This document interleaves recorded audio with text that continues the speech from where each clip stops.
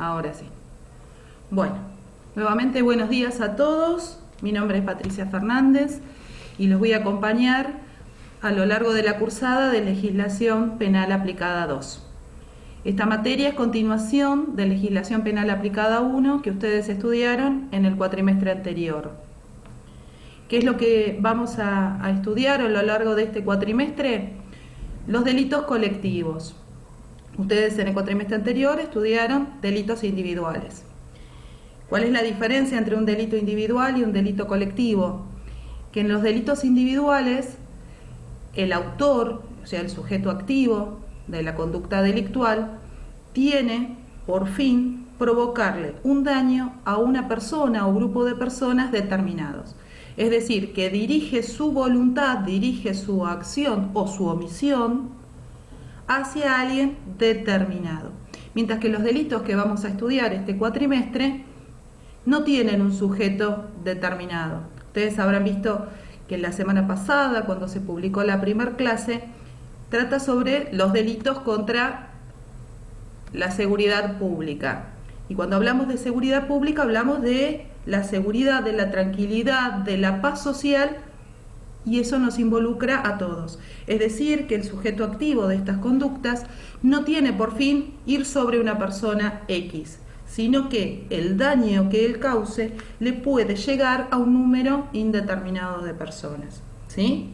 Entonces, como para clarificarlo un poco más, ustedes en el cuatrimestre pasado vieron la figura del homicidio. Dentro de los agravantes del homicidio estaba el utilizar un medio idóneo para crear un peligro común. En ese caso, el estrago tenía por fin la muerte de una persona o de un grupo de personas determinada.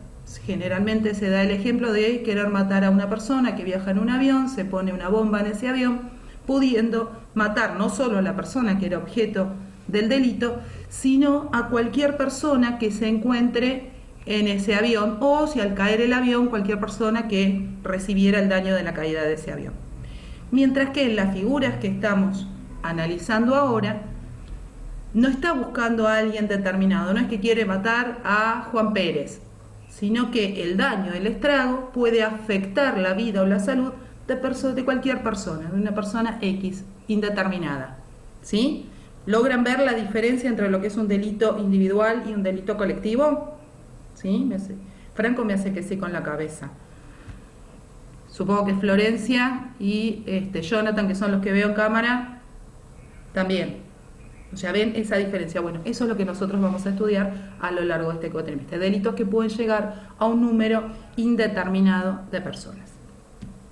En la primera semana, como decía antes, ustedes comenzaron por los delitos contra la seguridad pública. ¿Qué es la seguridad pública? Es la tranquilidad, es la paz social referida a todos aquellos que estamos habitando un determinado lugar.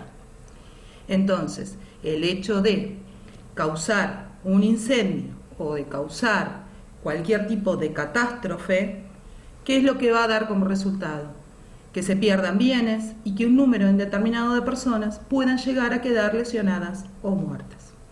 La primera figura dentro de los delitos contra la seguridad es incendios y otros estragos. Cuando hablamos de incendio, estamos hablando de provocar un fuego que pueda transformarse en algo incontrolable. Es decir, que pueda propagarse sin control. Y ahí viene el daño, y ahí viene la seguridad pública. O sea, ¿qué puede llegar a pasar cuando con intención o sin intención se provoca un incendio de estas características? Es decir, que no vamos a tomar como incendio el quemar un papel, sino que vamos a tomar como incendio ese fuego que se puede tornar incontrolable. Y también reprime a los estragos. ¿Qué son los estragos? Son los daños de gran magnitud. Un daño es romper una ventana o romper una puerta, como ustedes lo habrán estudiado en los delitos contra la propiedad. Acá no estamos hablando de romper una puerta o romper un vidrio, sino que estamos hablando de derrumbar un edificio, derrumbar una casa, destruir algo que genere una magnitud importante. ¿Sí? Cuando hablamos de estragos no es solamente la destrucción, sino que está también la inundación, causar derrumbes, o sea, todo aquello que sea un daño muy, muy grande. Esta figura puede ser realizada en forma dolosa o culposa. Dolosa, ustedes ya saben, con intención, o sea, a propósito, dirijo mi voluntad hacia causar ese estrago o ese incendio. Y culposa es cuando hubo una imprudencia, una negligencia, una impericia, estar en el medio de un campo seco y dejar un cigarrillo y no apagarlo bien. Entonces, que esa colilla, esa pequeña, ese pequeño fueguito que tiene, empiece a prender y quemó y destruyó todo. O sea, no lo hizo con la intención, pero sí hay un resultado de una acción. Si yo estoy en un lugar que está muy seco, no puedo dejar tirada una colilla de cigarrillo prendida. ¿Sí? Dentro de este grupo de delitos que hacen a la seguridad pública, también estudiaron la semana pasada el delito de tenencia, portación y fabricación ilegal de armas, explosivos y municiones. Y sobre ese tema yo les pedí una actividad, pero no me la hicieron todos. Ahora les pregunto a ustedes para que me digan. No la hicieron porque no la entendieron, no supieron hacerla, no tuvieron tiempo. Ahí los escucho a ustedes. Sin vergüenza, sin timidez. Profe, en mi caso me quedan terminar los agravantes de la fabricación nada más, porque hay agravantes y atenuantes. Me queda Claro. eso y ya lo subo. Bueno, los demás, o sea, hay Profe, yo algunos ya que lo lo hice. subieron, ¿eh? Algunos lo subieron, sí, sí. Que no les hice todavía la devolución porque como vi que eran muy poquitos, digo, bueno, a ver qué, primero charlar con ustedes, a ver qué había pasado. Profe, yo ya lo hice, pero bueno, quería despejar un par de dudas por si acaso después de la clase y subírselo. Bueno, bueno. Puntualmente hablando de dudas, ¿qué dudas tendría sobre estas figuras que yo les pedí que hagan un mapa conceptual? Eh, la definición de algunos, capaz que, por ejemplo, eso, por ejemplo, si usted me dijo lo de incendios y demás, ¿cuál era el temple que tenía sobre eso? Y lo de inundación y todas esas cosas que como que no tenía muy bien en claro y no, como que no conocía el tema, entonces quería saber cuál era la medida entre esos como para considerarlo delito. Dentro de lo que es portación, tenencia y fabricación de armas.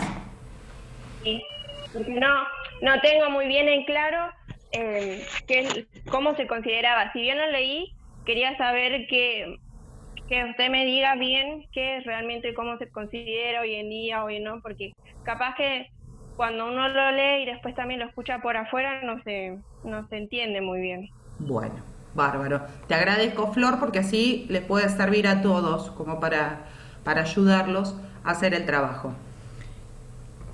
¿Qué es lo que reprime esta figura que es del 189 bis y sobre el cual yo les dije si me podían armar un mapa conceptual? Lo que va a reprimir es la fabricación. ¿Fabricación de qué? De armas y de explosivos.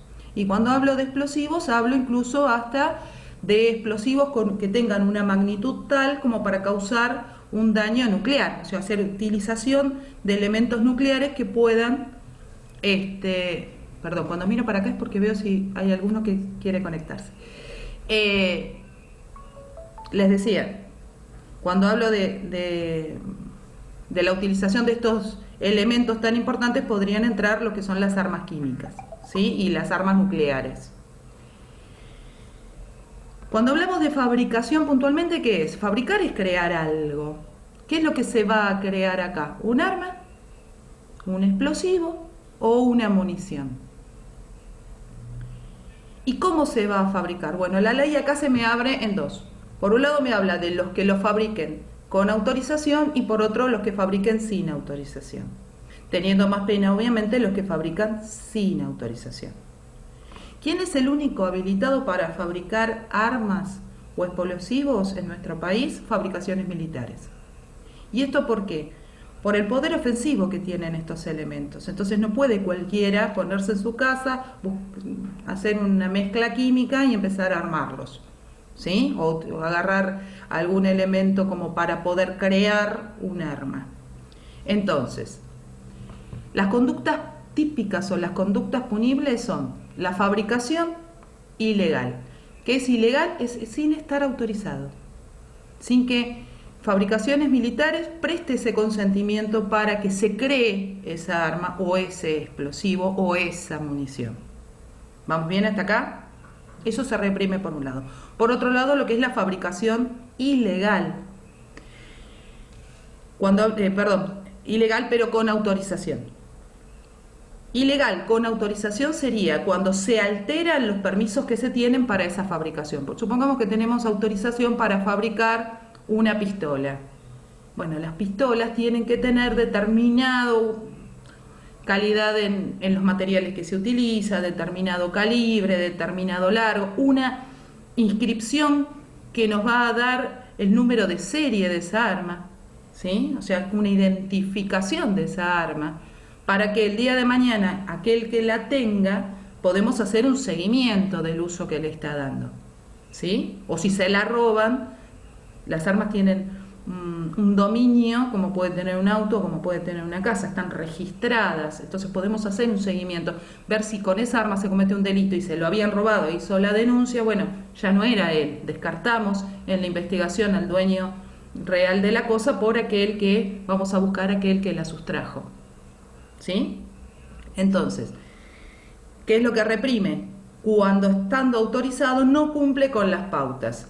Una de las pautas podría ser no tener el número de serie, ¿sí? Eso por lo que es la fabricación. También reprime la venta ilegal de armas.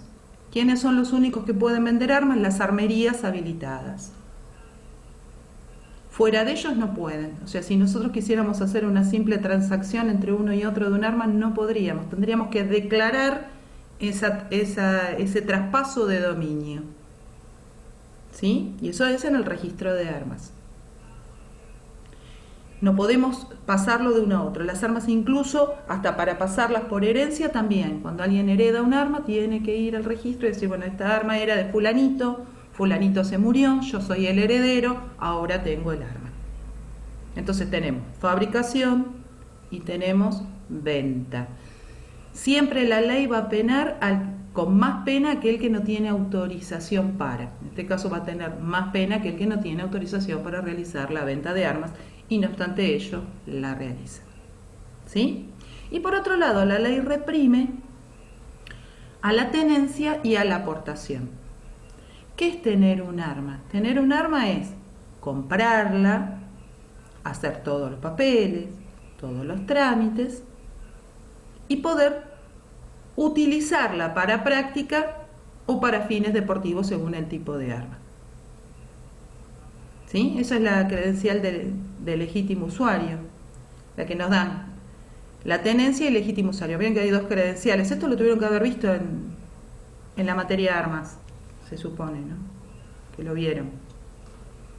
Entonces, ¿qué es tener un arma? Es comprar legalmente un arma y tenerla guardada en la casa o llevarla consigo desarmada, o sea, sin que tenga aptitud de disparo, en el caso de las armas de fuego. ¿Y qué es la aportación? La aportación es llevar consigo. Aportación es lo que van a tener ustedes como funcionarios policiales. Ustedes van a poder llevar consigo el arma reglamentaria. O sea, la aportación que se les va a dar es para armas reglamentarias. Si ustedes quieren otra aportación de otra arma, van a tener que hacer los trámites y solicitar que o por otra arma también se les deje llevar consigo. Entonces, portar es llevar, es tener la capacidad de trasladar el arma en condición de uso. O sea, con su cargador, con sus municiones. No quiere decir que esté lista para el disparo, sino que la puedo llevar y si la tuviera que usar, la podría llegar a utilizar. ¿Ven la diferencia entre lo que es la aportación y la tenencia? A eso hace referencia también el código en el artículo 189 bis. Y esto es importante que ustedes lo sepan. ¿Por qué? Porque el día de mañana, en un procedimiento, pueden encontrar una persona con un arma. Si esa persona les acredita a ustedes con credenciales que es el legítimo usuario del arma, que tiene la tenencia y a su vez tiene la credencial de portación, no se la tendrían por qué secuestrar salvo que esté cometiendo delito. O sea, podría llevarla consigo trasladándose por la calle. Igual son poquitas las portaciones que se dan. En este momento se están dando portaciones fundamentalmente, obviamente, a la personal de seguridad, a los jueces y a algunas personas en particular que han acreditado la necesidad de portación, si no, no están dando portaciones de armas. Por una cuestión lógica, no solamente porque la puedo utilizar, sino por las posibilidades de robos o hurtos con esas armas. ¿Queda claro más o menos hasta acá, Flor? ¿Te estoy contestando las dudas que tenías? Sí, profe. Gracias por aclararme lo de tenencia y portación porque tenía dudas en eso. Bárbaro, bárbaro. Bueno, un poco el fin de estas clases es eso, que ustedes lean por anticipado las clases y me vayan preguntando esas dudas que van generando la simple lectura de los contenidos que tienen. Bueno, más o menos versa sobre esto. También nos habla de los explosivos y nos habla incluso hasta de los fuegos artificiales o de la pólvora. Ustedes saben que no puede venderse, esto lo vemos mucho, sobre todo para las fiestas, que a veces vamos circulando por la calle y nos encontramos una mesita improvisada que venden fuegos artificiales. Bueno, a ver, es ilegal. ¿Y eso por qué? Porque para poder vender fuegos artificiales, primero no se pueden vender en la calle así como así, sino que tiene que tener determinadas pautas de seguridad para evitar que sucedan incendios o cualquier estrago. Imagínense que encima nosotros que nos tocan las fiestas con calor y hay años que encima son muy calurosos, estar al aire libre podría generar que esa pólvora se activara y empezar a explotar, porque no tiene las medidas de seguridad necesarias. O a veces cuando le ponen un techito de chapa, ese calor intenso hace que empiecen a explotar. ¿Por qué? Porque no están preparadas para eso. Solamente los fuegos artificiales autorizados son los que podrían llegar a soportar determinadas condiciones como para estar expuestos al aire libre o al sol. Eso como para que lo sepan. Todo lo que tiene que ver con armas forma parte de delitos federales, ¿sí? Todo lo que tenga que ver con la fabricación ilegal o la tenencia ilegal de armas tiene que ver con delitos federales, por lo cual ustedes son plenamente competentes para actuar, para intervenir. Bueno, ¿cómo tendrían que hacer el mapa conceptual? El mapa conceptual era sencillo, lo que yo les pedía, lo podían hacer con la herramienta que les di o lo podían hacer incluso en un papel y después sacarle una foto y subirlo al foro. Lo que yo pretendía era algo sencillo, era poner el nombre de la figura, que es fabricación, tenencia y portación de armas y municiones, y de ahí sacar conectores haciendo mención a estas figuras, que justamente del nombre de la figura salen las conductas típicas. No hacía falta que los definan, sino que el conector me va a suplir la definición. Entonces, si hablamos, por ejemplo, de tenencia ilegal de armas, es sacar una flechita y hacer mención a aquellas conductas que me está reprimiendo o subconductas que me reprime el código. Se considerará entonces tenencia ilegal aquel que posee una arma sin la documentación correspondiente. Eso a modo de ejemplo. Obviamente que si la figura tiene agravantes, se le saca una flechita, se pone agravante, bueno, el estar autorizado y no tener la documentación, por ejemplo, como para buscar algo. Eso para que vean que no era algo complejo lo que yo estaba buscando, sino que algo más bien chico, organizativo, que generara un poquito esto que manifestó Flor o que manifestó Franco de tenía dudas. Entonces tenía dudas respecto de, porque se supone que con un mapa conceptual ustedes van estudiando, van aprendiendo, ¿sí? ¿Algo más que me quieran preguntar sobre el tema del mapa conceptual? Hoy les volví a abrir el foro para que puedan entregar los que faltan el trabajito. Es importante que vayan haciendo las actividades semanales. Yo esta semana todavía no se las subí porque quería charlar a ver qué había pasado con la anterior, porque yo tengo que tener una nota conceptual de ustedes. Entonces, esa nota conceptual se va a armar un poquito con la participación que ustedes tengan por medio de las actividades. Las actividades siempre van a tener una duración de una semana, o sea, van a tener tiempo como para poder hacerlas y van a ser actividades cortas, sencillas y asociadas a los temas que estamos viendo. Así que bueno, hoy les vuelvo a abrir, ya lo tienen abierto, mejor dicho, la actividad, y les voy a agregar mañana una actividad nueva que esté asociada al tema que ustedes vieron a lo largo de esta semana. Ustedes esta semana vieron el tema de infracción a la ley 23737. ¿Sí? ¿Llegaron a ver los contenidos?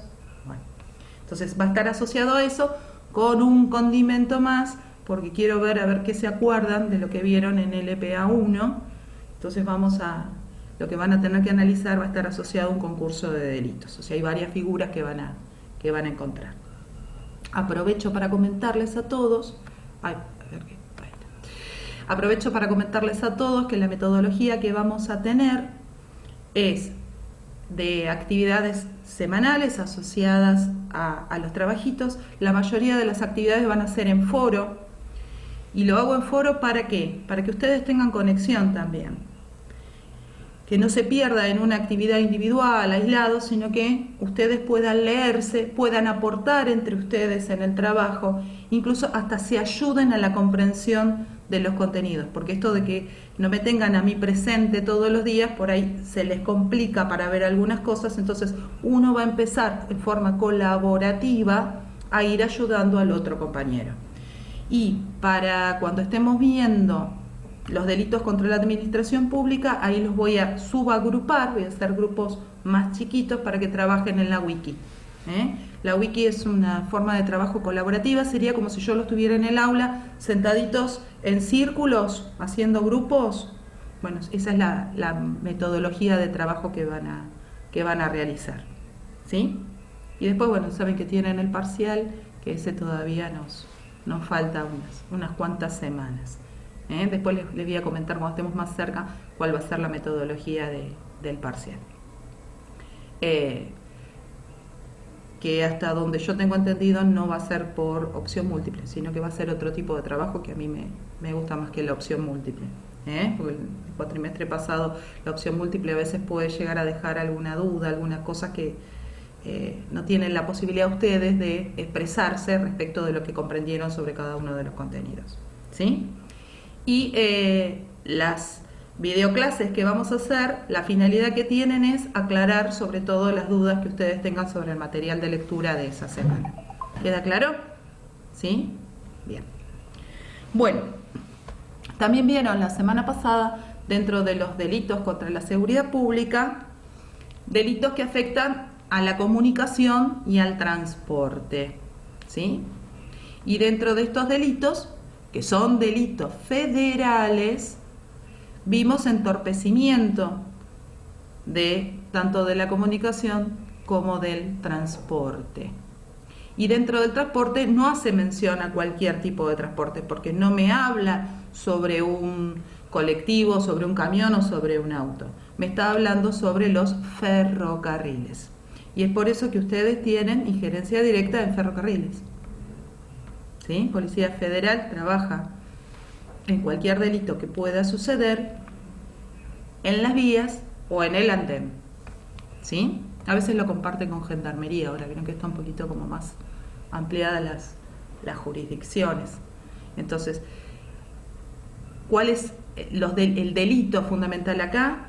Entorpecer el camino de un ferrocarril, o sea que el ferrocarril no pueda circular, o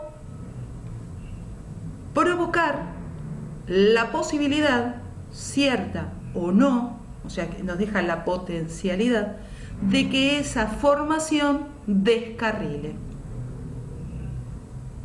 ¿Sí? O sea, poner, incluso la ley en eso, vieron que les va mencionando, que habla de poner cosas en las vías del tren que puedan generar el descarrilamiento.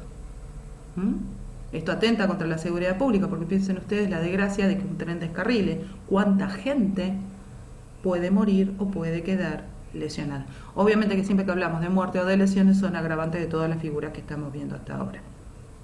¿Vamos bien hasta acá? Y con... Profesora, le hago una consulta. Sí. Respecto a los ferroviarios, ¿en trenes de carga también cuenta? También, todos, sí. Sí, porque imagínate que que se descarrile un tren de carga, la potencialidad de lastimar personas también existe. Entonces, también. Habla de ferrocarriles, o sea, no me lo discrimina, por ende entran los dos.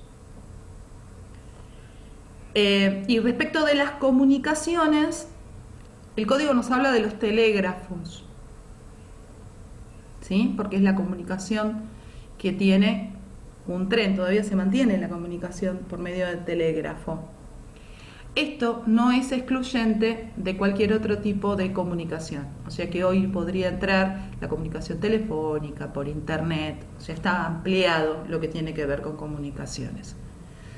Por lo tanto, el que yo me vaya y me cuelgue de los cables de Telefónica y los arranque, ya estoy cometiendo un delito, estoy privando la comunicación. ¿Sí?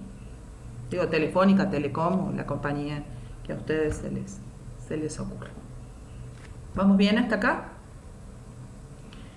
Y la otra figura, porque encima están viendo muchos contenidos por semana, son muchos delitos.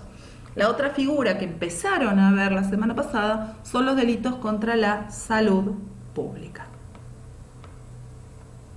Si voy muy rápido me frenan, no sé si los demás que están conectados me están escuchando, confío que sí. Si no, bueno, que sea por chat me escriben. ¿Qué es la salud pública? La salud pública implica una situación de bienestar, no solo de bienestar físico, sino también de bienestar social. El concepto de salud pública es muy amplio, conforme nos lo da la Organización Mundial de la Salud. Y dentro del primer grupo de delitos que vieron, la semana pasada, tenían, por ejemplo, el adulterar aguas, medicamentos, alimentos. Y esta adulteración, ¿por qué le interesa al código? Le interesa por el daño que le puede traer al cuerpo o a la salud de las personas. Si la adulteración es inocua, no va a ser delito. No va a ser delito contra la salud. Sí va a ser otro delito. ¿Qué otro delito se les ocurre a ustedes que puede ser que yo, por ejemplo, en una botella de vino agregué agua?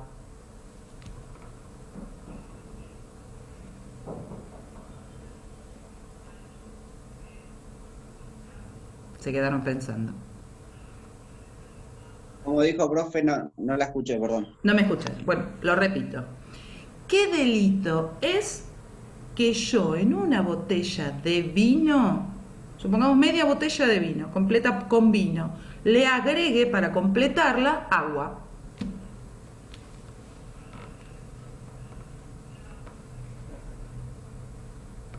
Adulteración. ¿Es adulterar el producto? Bueno, pero con esta adulteración, ¿mato? No, estafa. Estafa, muy bien, muy bien. Entonces, la diferencia entre la adulteración de medicamentos, alimentos o cualquier tipo de sustancia, para que entre dentro de los delitos contra la salud, es necesario que perjudique a la salud. Es decir, tiene que enfermarnos. Y a su vez, no debe estar destinada a una persona en particular. ¿Me siguen hasta ahí? Entonces, a ver, si en vez de poner agua en una botella de vino, yo coloco agua en un frasquito de insulina, ¿qué delito sería?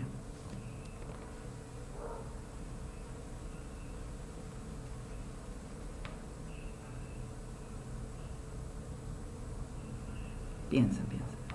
Agua en un frasquito de insulina. ¿Eso no sería adulteración, profe, porque está afectando a la salud? Exacto, perfecto. Ahora, está muy bien.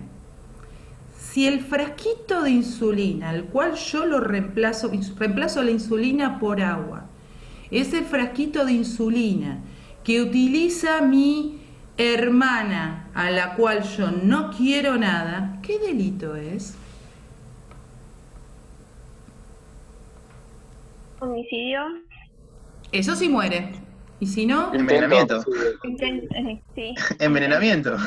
por lo menos tengo una tentativa de lesión agravada por uso de veneno. Perfecto, perfecto. Entonces, para entrar como delito contra la salud, no basta que yo le ponga solamente a un frasquito, sino que le voy a tener que poner a varios frasquitos que se vendan en el mercado con agua. ¿Ven la diferencia entre las figuras? ¿Sí? Genial, espectacular. Entonces, tenemos claro... Profe, una pregunta. Sí. ¿Pero en el envenenamiento no puede ser a varias personas al mismo tiempo también? ¿Cómo se distinguiría en ese caso? No, porque tiene que ser determinada para ser un delito contra las personas. O sea, por eso yo había aclarado antes, a mi hermana, como diciendo, sé a quién le voy a dar el frasquito adulterado. Ahora, si yo soy un fabricante o soy un farmacéutico y agarro y digo, bueno, tengo los frasquitos vacíos, aprovecho y chic, los voy llenando y no sé a quién se lo voy a mandar y a quién se lo voy a vender y no sé si se va a morir o no, bueno, ahí voy a entrar ya en los delitos contra la salud pública. ¿Sí? Perfecto. Y si en vez de hacerlo como farmacéutico o como alguien que vende productos para la salud o para la belleza, supongamos, y la adulteración que voy a hacer no perjudica la salud, no la perjudica, supongamos que en el frasco de perfume agrego agua para estirar el perfume, ahí ya no me entraría tampoco en salud, ahí entramos en estafas, porque le estoy vendiendo una calidad distinta. ¿Sí? Entonces, ¿ven la diferencia con cada bien jurídico hacia dónde apunta la figura? Es interesante hacer este ejercicio y empezar a analizar hacia dónde va. Y eso es lo que ustedes van a tener que hacer el día de mañana, porque ustedes van a ser investigadores criminales. Entonces, es fundamental tratar de determinar qué fue lo que pasó para poder orientar y buscar al autor y consecuentemente darle las herramientas al fiscal para que pueda intervenir y tratemos de que se haga justicia. Bueno, bien, entonces, adulteración de agua, sustancias medicinales, alimentos, eso por un lado. Y por otro lado tenemos lo que es la prescripción de sustancias sin estar autorizado o estando autorizado, dándolas en una cantidad o calidad diferente a lo que menciona en la receta. ¿Vieron esa parte del delito? Confío que vieron. Si no, en el cuadernillo está,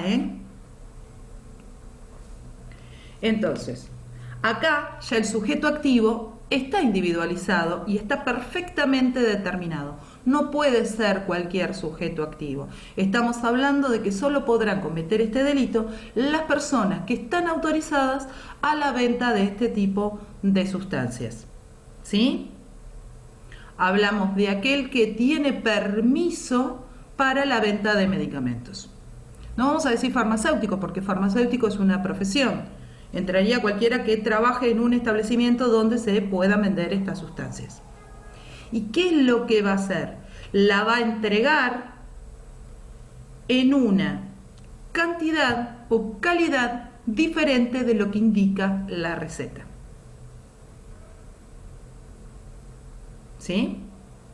En cantidad o en calidad distinta a lo que dice la receta. ¿Por qué no hablamos de estafa acá? Porque estamos hablando de personas que saben lo que están vendiendo y saben por qué lo están vendiendo y a quién se lo están vendiendo. Todos los medicamentos, cuando los reciben las farmacias o los lugares habilitados para la venta, se venden por determinada cantidad. O sea, hay un lote que indica cuánto se le vendió de. Y acá no nos interesa si la sustancia es inocua o no. Nos estamos hablando de medicamentos. Entonces el medicamento nos da la presunción de que en el organismo nos va a generar algo. Si encima lo que está vendiendo en calidad diferente o en cantidad diferente es un estupefaciente, ya pasamos a hablar de la ley de estupefacientes, ¿sí? Pues decimos, los estupefacientes se venden con unas recetas especiales. Y no lo vende cualquier farmacia, lo venden farmacias especiales, autorizadas, son las llamadas farmacias de droguerías. ¿Por qué? Porque no hablamos de droga en sentido peyorativo, sino que puede ser en un sentido curativo.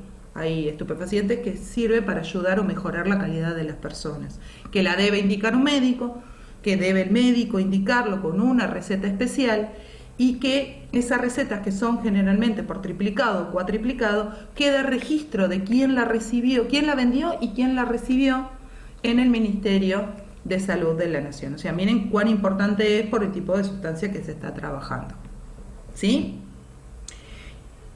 Y la ley también reprime a aquel que vende medicamentos sin estar autorizado.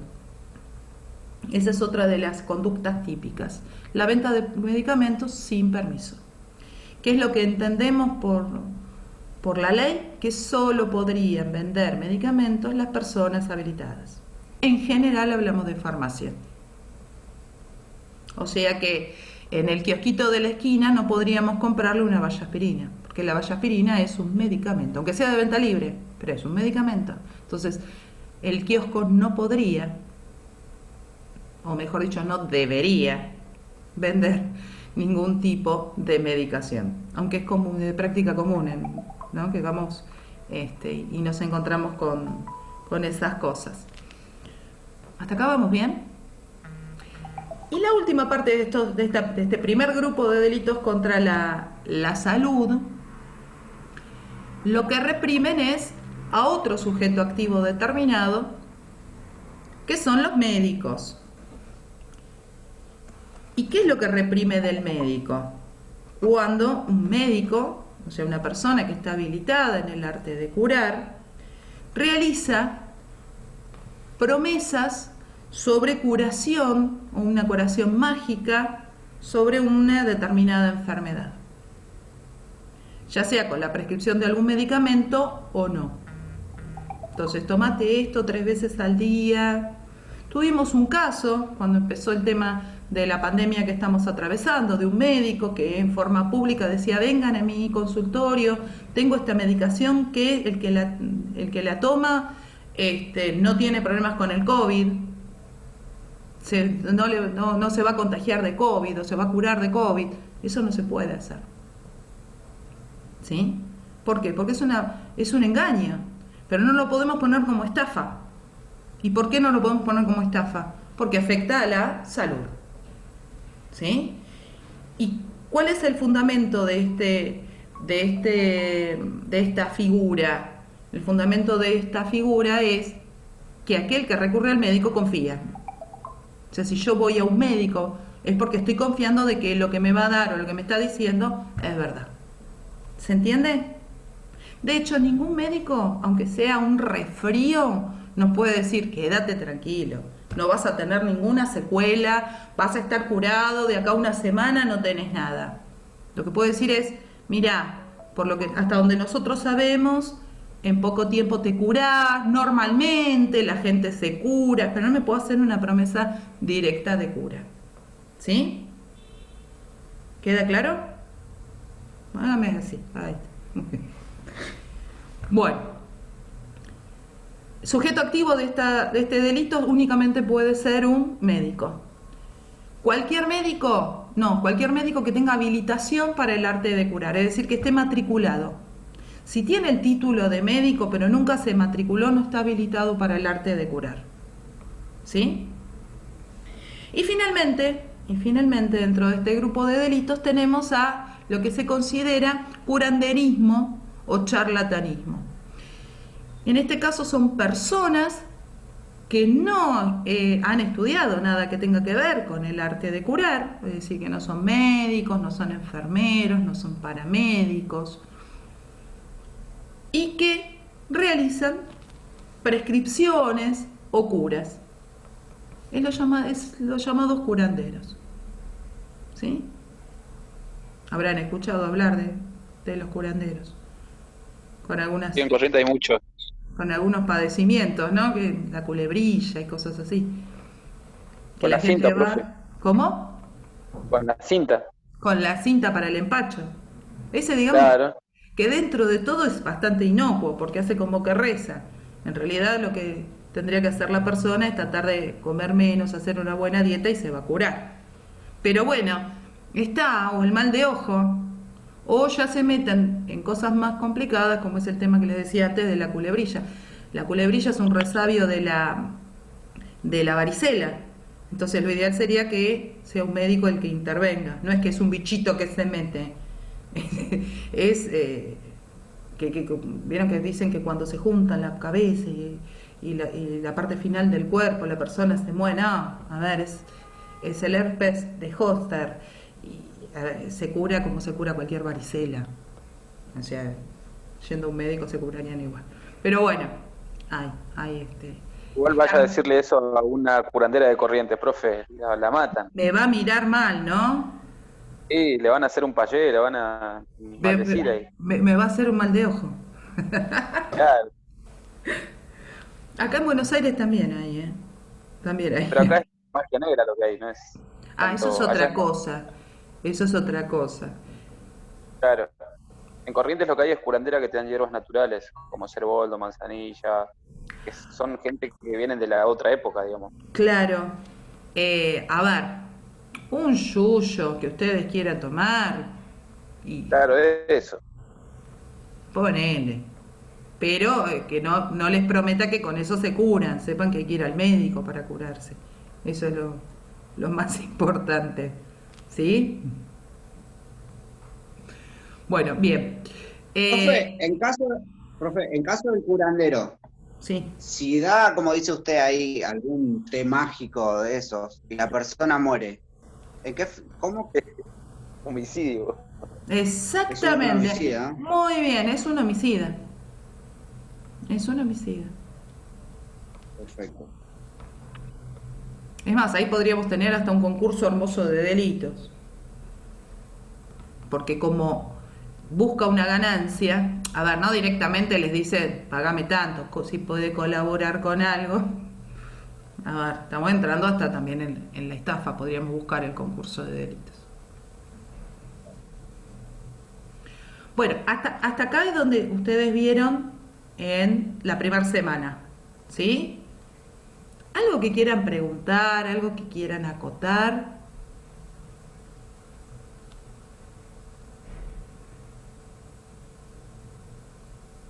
¿Son siempre así calladitos o después cuando agarran confianza son más charlatanes?